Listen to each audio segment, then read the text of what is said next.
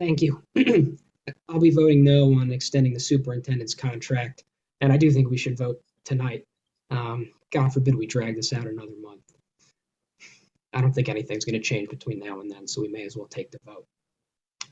There's no question the superintendent did laudable work in helping obtain the critical funding needed to build the buildings over the next 20, 25 years in Stamford.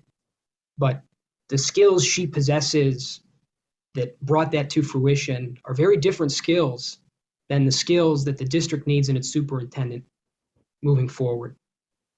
The stakeholder problem that Ben mentioned is really critical and disturbing, and that obviously has to change significantly before I would consider voting in support at a future date and time of renewing the superintendent's contract, recalling, of course, that she currently runs through June 30th in 2024.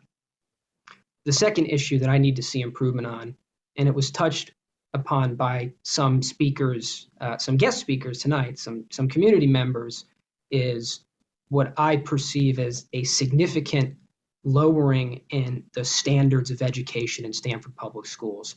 We've debated most of them at further length, so I'll just hit the high notes. It's the eliminating of the honors tracking in the middle school programs.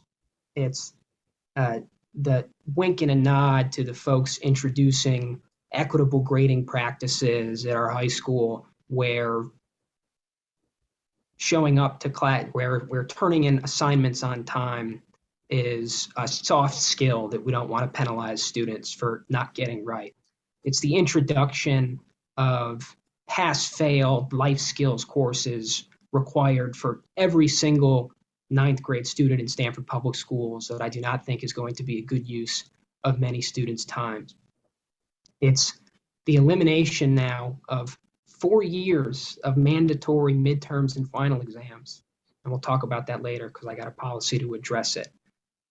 I fear the tide of education in Stamford Public Schools is moving in one direction, and it's all about lowering standards, making it easier for students to get through, and instituting reforms that will improve our graduation rates without ensuring students are learning the skills that they need to learn and that we should be providing them through Stamford Public Schools. And unless I think that direction changes radically, I will continue to be opposed to renewing the superintendent. Thank you. Thank you, Mr. Esses. Mr. Duplays?